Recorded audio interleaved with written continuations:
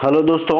आज फिर हम मिल रहे हैं chapter number first standard 12th electric field and electric charges. इसके हमने दोस्तों कुछ एक्सरसाइज के न्यूमेरिकल्स देखे थे। आज फिर हम एक्सरसाइज के कुछ और न्यूमेरिकल देखते हैं। एक्सरसाइज, ठीक है। हमने 10 नंबर तक देखा था, 11 नंबर पर आगे बढ़ते हैं। सो 1.11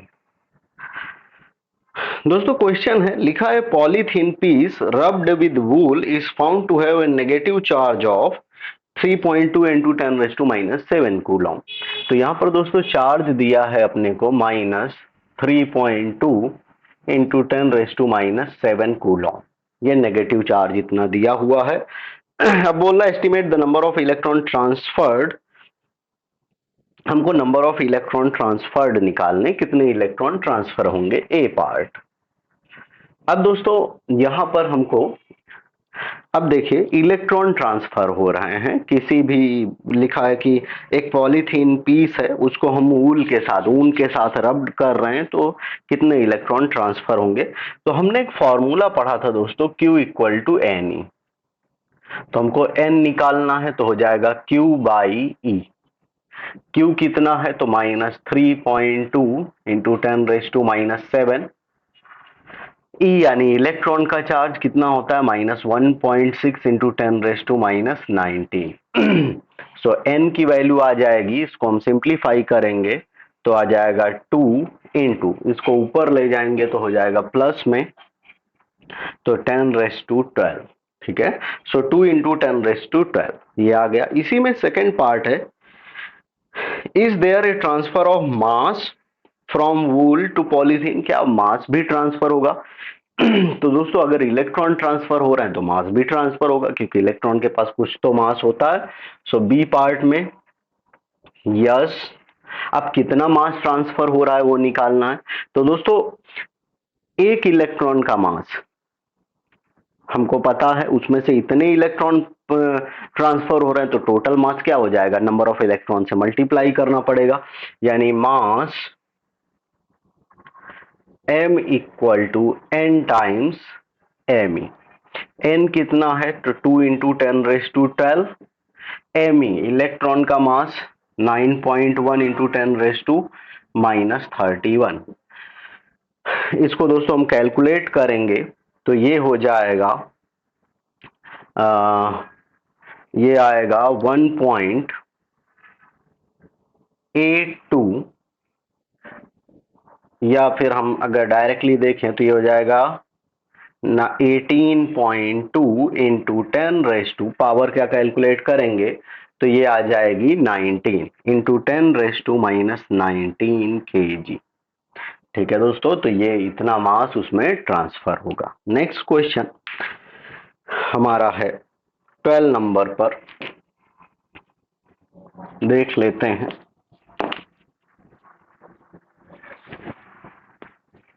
नाउ 1.12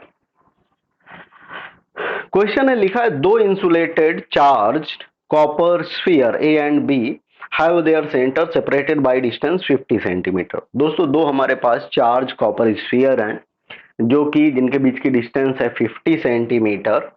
अब बोल रहा है what is the mutual force of electrostatic repulsion if charges on each is this. तो दोस्तों दो स्फीयर हैं हमारे पास, ये एक स्फीयर और ये दूसरा स्फीयर। इसके ऊपर का चार्ज Q है, इसके ऊपर का चार्ज Q है, डिस्टेंस है 50 सेंटीमीटर। तो इनके ऊपर का फोर्स क्या होगा हमको ये पूछ रहा है फर्स्ट पार्ट में, ए पार्ट। तो हमको पता है दोस्तों फोर्स का formula F equal to k Q1 Q2 by r square. तो F इक्वल टू के की वैल्यू जानते हैं 9 इंटू 10⁻9। Q1 Q2 दोनों चार्ज सेम है, चार्ज की वैल्यू है हमारे पास 6.5 इंटू 10⁻⁻7। दो चार्ज हैं तो उसका स्क्वायर कर दिया अपॉन आर स्क्वायर, यानी 50 सेंटीमीटर में है तो मीटर में बदल लिया स्क्वायर। तो दोस्तों एफ की वैल्यू आ जाएगी हमारे पास 1.5 इंटू 10⁻² न्यूटन। ये आ गया हमारा ए पार्ट। इसी में बी पार्ट में बोल रहा है what is the force of repulsion if the each sphere is charge double and distance between them hold. मतलब दोनों स्फीयर के चार्ज को अगर हम डबल कर दिए और डिस्टेंस कर दे दोस्तों हाफ, यानी r/2 कर दें, ठीक है, तो अब फोर्स क्या होगा तो देख लेते हैं। सो F डैश इक्वल टू, अब देखिए तो फॉर्मूला फिर से वही K Q1 Q2, यानी K इंटू Q1 क्या है दोस्तों 2Q into 2Q by r/2 का square. So F dash equal to आ जाएगा, ये ऊपर हो जाएगा 4 और ये 2 भी 4 हो जाएगा, ऊपर जाएगा तो 16 KQ² by r square. 16 KQ² by r square. अब इसमें वैल्यू डाल देते हैं तो 16 इंटू 9 इंटू 10⁻⁹, Q की वैल्यू 6.5 इंटू 10⁻⁻7 का स्क्वायर अपॉन R की वैल्यू 50 इंटू 10⁻² का स्क्वायर, 50 इंटू 10⁻² का स्क्वायर। ठीक है दोस्तों, अब देखिए हम चाहें तो इसको कैलकुलेट कर लें या फिर एक और तरीका है दोस्तों, क्या है वो बताता हूं आपको, बहुत सिंपल। ये क्या है हमारा, यही है सेम। अगर हम इसको इस फॉर्म में लिखना चाहें तो KQ² बाई आर स्क्वायर ही तो है। इसका मतलब है हम इसको ऐसा भी लिख सकते हैं 16F, यानी F dash equal to 16 into F की वैल्यू आई हमारी 1.5 इंटू 10⁻²। तो ये हो जाएगा दोस्तों 0.24 न्यूटन। ठीक है, तो इस तरह से भी हम ये सॉल्व कर सकते हैं। ठीक है, नेक्स्ट क्वेश्चन है इसी में हमारा 1.13। लिखा है suppose the spheres A and B in question 1.12 have identical sizes, same sizes हैं, जैसी हैं वैसी। A third sphere of the same size but uncharged is brought in contact with the first, then brought in contact with the second, and finally removed both. What is the new force of repulsion between A and B? अब दोस्तों ये case ऐसा है कि A वाले के साथ, A के ऊपर पहले चार्ज क्या था Q, इसके साथ हम कांटेक्ट में एक और स्फीयर लेके आए C जो कि अनचार्ज है, तो इसके ऊपर का टोटल फोर्स हो जाए, टोटल चार्ज हो जाएगा Q। लेकिन जब इनको अलग करेंगे A और ये C, तो इसके ऊपर का चार्ज हो जाएगा Q/2 और इसके ऊपर का Q/2। अब C वाले को B के कांटेक्ट में ला गया, B के ऊपर पहले से ही Q चार्ज है, इसके कांटेक्ट में लाया गया Q/2, तो टोटल चार्ज हो जाएगा दोस्तों Q प्लस Q/2, मतलब 3Q/2। टोटल चार्ज हो गया इन दोनों के ऊपर 3Q/2।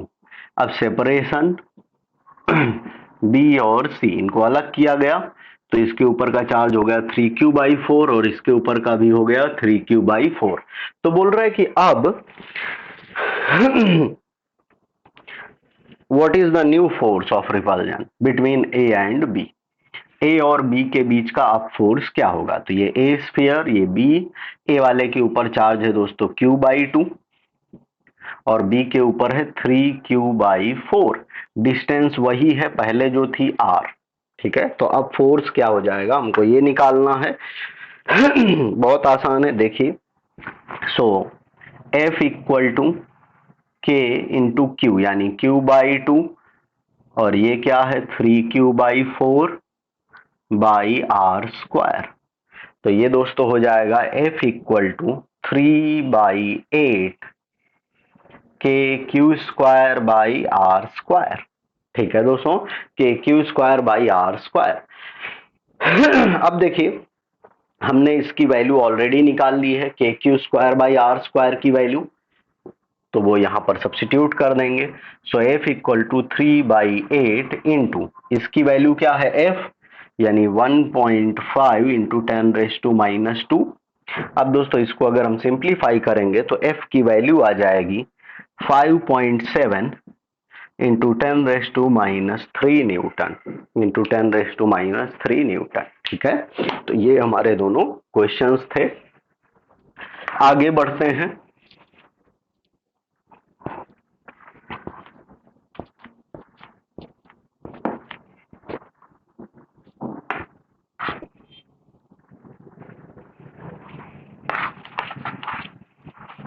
अब देखिए 14 नंबर थ्योरेटिकल है, आप कर सकते हैं। 15 पर आगे बढ़ते हैं। 1.15 लिखा है consider a uniform electric field. अब इलेक्ट्रिक फील्ड की दोस्तों यहां पर वैल्यू दी है हमको, E equal to 3 into 10⁻³ I, यानी डायरेक्शन है, न्यूटन पर कूलॉम। ठीक है, आई डायरेक्शन यानी एक्स एक्सिस में। What is the flux of this field, हमको निकालना है, फ्लक्स निकालना है दोस्तों of this field through a square of 10 centimeter size whose plane is parallel to YZ plane। यानी कि यहां पर साइड हमारी L है 10 सेंटीमीटर, तो एरिया क्या हो जाएगा दोस्तों 100 सेंटीमीटर। ठीक है, एरिया को हम S से लिख देते हैं 100 सेंटीमीटर, और साइड बोल रहा है कि YZ प्लेन में है, तो एरिया I आ जाएगा, तो ये क्या हो जाएगा Y क्रॉस J यानी I, तो ये हो जाएगा 100 इंटू 10⁻⁴। ठीक है, I ये आ गया मीटर स्क्वायर, ये हमारा एरिया आ गया। अब हमको निकालना है electric flux. So a part, now electric flux phi equal to E S या ई डेल्टा एस। ठीक है,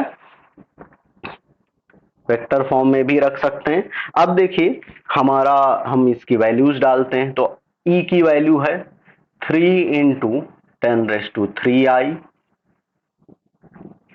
फिर ये है 100 इंटू 10⁻⁴I। ठीक है, I डॉट I 1 हो गया, तो फ्लक्स की वैल्यू आई दोस्तों, इसको अगर हम सिंप्लीफाई करें तो आ जाएगा 30 न्यूटन मीटर स्क्वायर पर कूलॉम। ठीक है, तो ये हमारी वैल्यू आ गई। अब इसी में दोस्तों बी पार्ट है। बी पार्ट में कह रहा है what is the flux through the same square if the normal to its plane makes 60 degree angle. अगर एंगल 60 डिग्री हो, यानी यहां पर थीटा दे दिया 60 डिग्री, तो अब फ्लक्स क्या होगा। तो दोस्तों जनरली हमने फॉर्मूला पढ़ा है ई एस कॉस थीटा, तो क्या आ जाएगा, ई की वैल्यू है 3 इंटू 10⁻³ इंटू एस की वैल्यू है 100 into 10⁻⁴ into cos theta cos 60। ठीक है, तो ये आ जाएगा। अब इसको अगर हम सिंप्लीफाई करें तो इतना तो हमारा 30 है, इंटू कॉस 60 की वैल्यू 1/2, तो ये आ गया 15 न्यूटन मीटर स्क्वायर पर कूलॉम। ठीक है दोस्तों, तो ये हमारा क्वेश्चन था। नेक्स्ट 1.16 थ्योरेटिकल है, आप कर सकते हैं। नाउ 1.17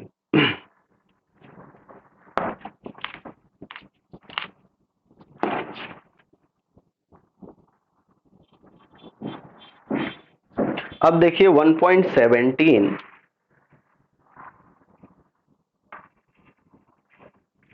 कह रहा है careful measurement of A electric field at the surface of a black box indicates that the net outward flux through the surface of the box is 8 into 10⁻³ यानी यहां पर दोस्तों हमको फ्लक्स दिया है 8 into 10⁻³ न्यूटन मीटर स्क्वायर पर Coulomb.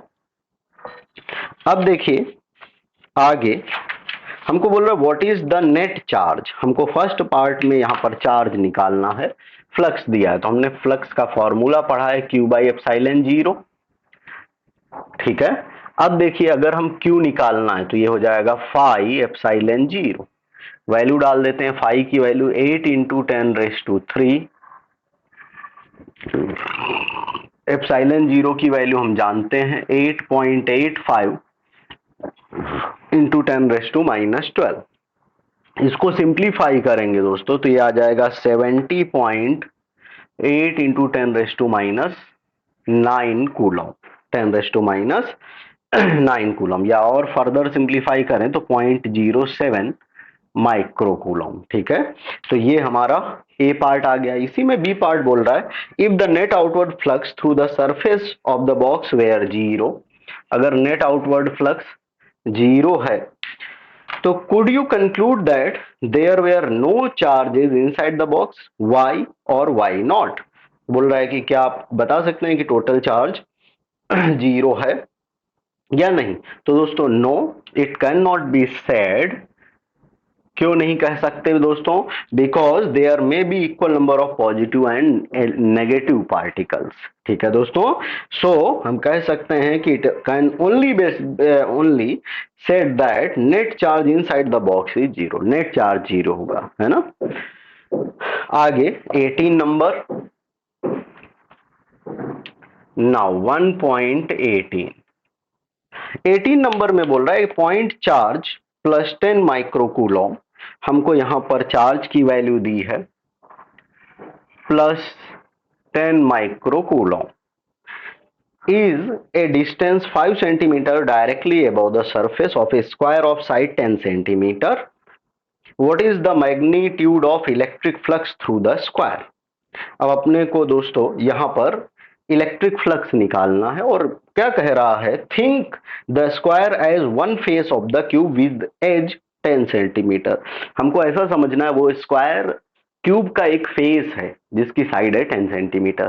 तो दोस्तों हमने इस तरह के क्वेश्चन किए हैं कि क्यूब के किसी साइड में से अगर फ्लक्स हमको निकालना हो तो 1/6, यानी फ्लक्स क्या हो जाता है ऐसे केस में, flux phi equal to, total निकालना हो तो Q by epsilon zero, but एक साइड में से तो Q/6 एप्सिलॉन जीरो होता है। तो बस अब इसमें Q की वैल्यू डाल देते हैं और सिंप्लीफाई कर लेते हैं। तो ये क्या हो जाएगा दोस्तों, Q की वैल्यू है 10 माइक्रोकूलम, यानी 10 इंटू 10⁻⁶/6, एप्सिलॉन जीरो की वैल्यू 8.85 इंटू 10⁻12। अगर दोस्तों इसको हम सिंप्लीफाई करेंगे तो इसकी वैल्यू आती है 1.88 into 10⁵ Newton metre square per coulomb.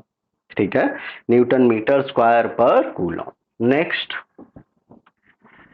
1.19 देख लेते हैं, लिखा है पॉइंट चार्ज ऑफ 2 माइक्रोकूलम, यहां पर हमको चार्ज की वैल्यू दे दी है 2 microcoulomb.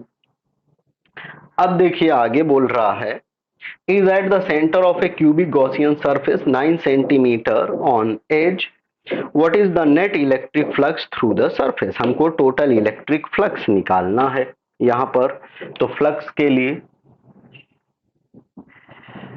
Phi equal to Q by epsilon zero, Q की वैल्यू है 2 माइक्रोकूलम यानी 2 into 10⁻⁻6 coulomb, epsilon zero 8.85 into 10⁻⁻12।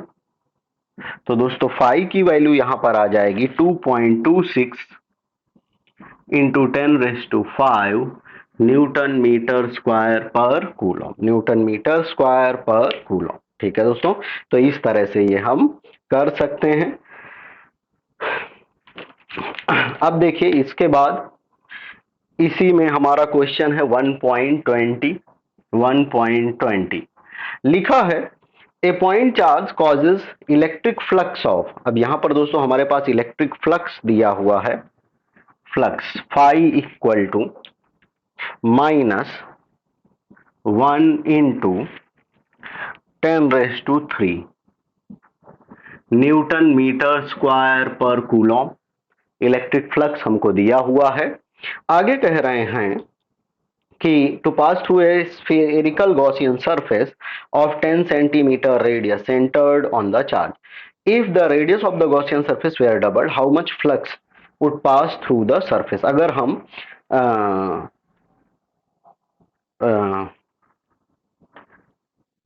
Radius को डबल कर दें तो कितना फ्लक्स पास होगा। तो दोस्तों ए पार्ट में रेडियस पर डिपेंड नहीं करता फ्लक्स, तो क्या हो जाएगा, रिमेन्स, ए पार्ट हो जाएगा हमारा रिमेन्स अनचेंज्ड। ठीक है, इसी में बी पार्ट है, बी पार्ट में कह रहा है what is the value of point charge, point charge की वैल्यू क्या होगी। तो सिमिलरली सिंपल फॉर्मूला ऐसे ही, Q इक्वल टू 5 एप्सिलॉन 0 कर देंगे, 5 एप्सिलॉन 0 वैल्यू डाल देते हैं, 5 की वैल्यू -1 इंटू 10⁻³ एप्सिलॉन 0 की 8.85 इंटू 10⁻⁻12। इसको हम कैलकुलेट करेंगे तो Q की वैल्यू आई दोस्तों 8-8.85 इंटू 10⁻⁹ कूलम, 10⁻⁹ कूलम। ठीक है दोस्तों, तो इस तरह से ये हम, अब देखिए दोस्तों आगे बढ़ते हैं।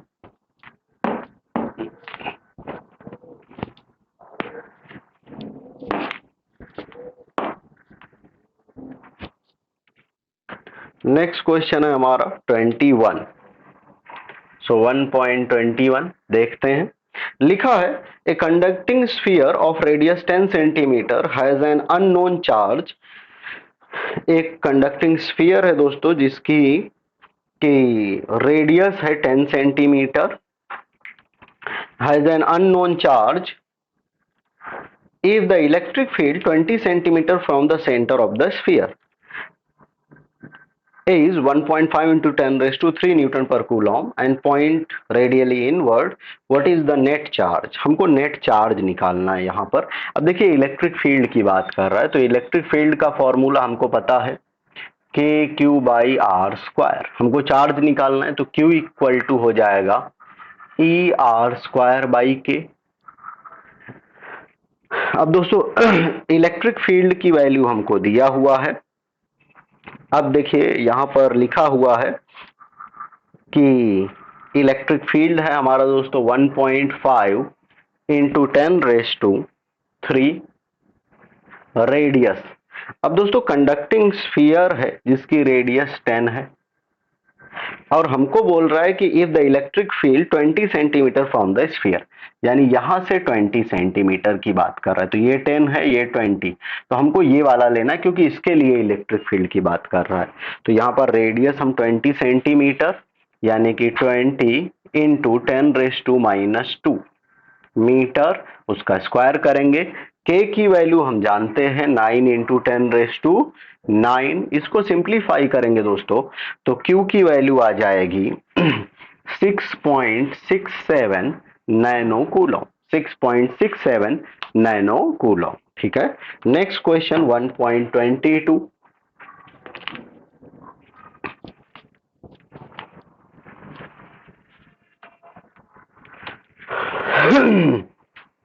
1.22 लिखा है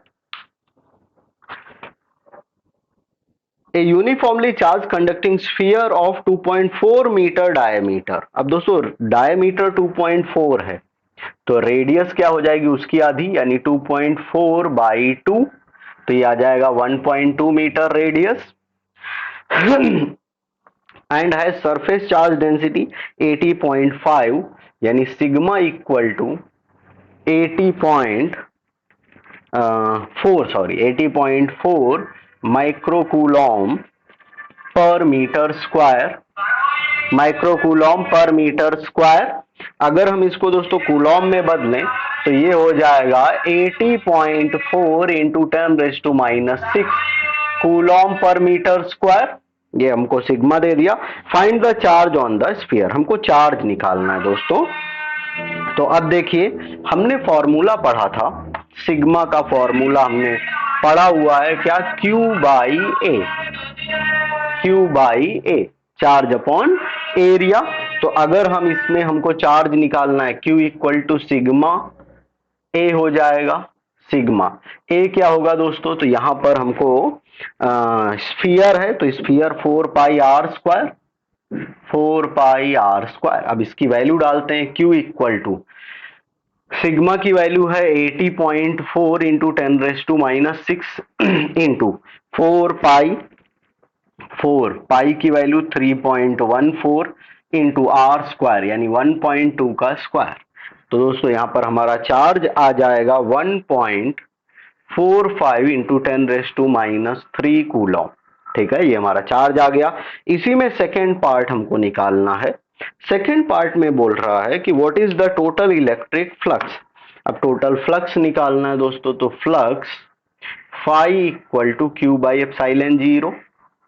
अब Q की वैल्यू हमें पता है 1.45 इंटू 10⁻³ एप्सिलॉन जीरो जानते हैं 8.85 इंटू 10⁻12।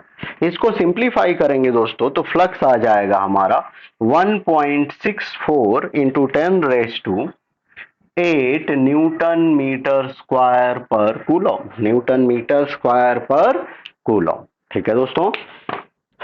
नेक्स्ट 1.23।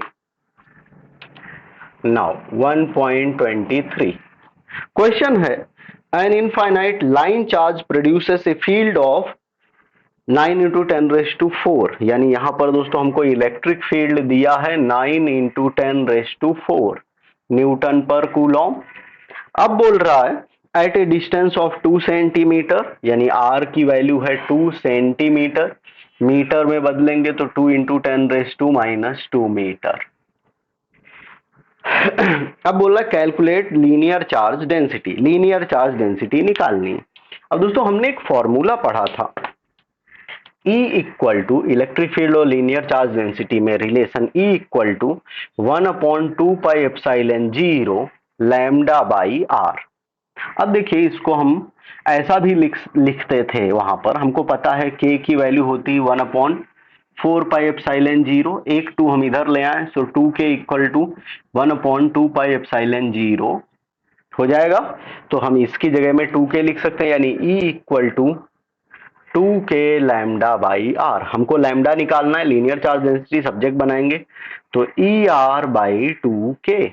वैल्यू डालेंगे, ई की वैल्यू 9 इंटू 10⁻⁴, आर की value 2 into 10⁻⁻² upon 2 into 9 into 10⁻⁹। ठीक है, 2 से 2 कैंसल, 9 से 9 कैंसल, ये ऊपर जाएगा तो माइनस में हो जाएगा 10⁻⁹, 10⁻², 10⁻11, उसमें से 4 गया तो लैम्डा की वैल्यू आ गई 10⁻7 coulomb per metre, coulomb per metre. ठीक है दोस्तों, तो इस तरह से ये हम कर सकते हैं। नेक्स्ट 1.24। अब देखिए 1.24 में कह रहा है, लिखा है two large thin metal plates are parallel and close to each other. दो हमारे पास मेटल प्लेट हैं, ये एक, ये दूसरी मेटल प्लेट। अब देखिए लिखा है on their inner faces the plates have surface charge densities of opposite signs and magnitude is this what is E. यहां पर हमने मान लिया कि सरफेस चार्ज डेंसिटी प्लस है और यहां माइनस में है, तो हमको ये फर्स्ट पॉइंट मान लिया, ये सेकेंड और ये थर्ड रीजियन। ठीक है, अब हमको यहां पर फाइंड करना है इलेक्ट्रिक फील्ड, और सरफेस चार्ज डेंसिटी की वैल्यू दी है, सिग्मा की वैल्यू दी है 17 into 10⁻⁻² coulomb per metre square, ये दिया हुआ है। अब फर्स्ट हमको ए निकालना है। ए पार्ट में बोल रहा है कि in the outer region of the first plate, first plate के आउटर रीजन, तो आउटर रीजन में दोस्तों इलेक्ट्रिक फील्ड नहीं होगा, जीरो होगा।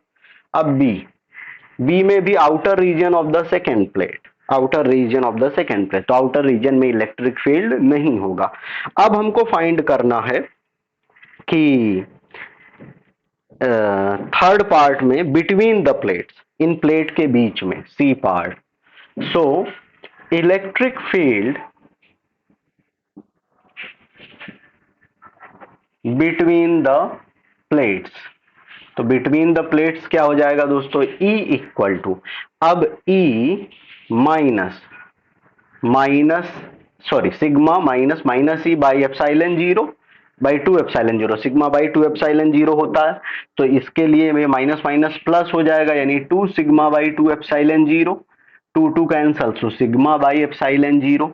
अब इसकी वैल्यू डाल देंगे, सिग्मा की वैल्यू है 17 इंटू 10⁻⁻²2, एप्सिलॉन जीरो की 8.85 इंटू 10⁻⁻12। सिंप्लीफाई करेंगे दोस्तों तो ये आ जाएगा 1.92 इंटू 10⁻⁻10 न्यूटन पर कूलम। ठीक है दोस्तों, सो ये हमारे कुछ क्वेश्चंस थे, बाकी के लिए मिलते हैं नेक्स्ट लेक्चर में।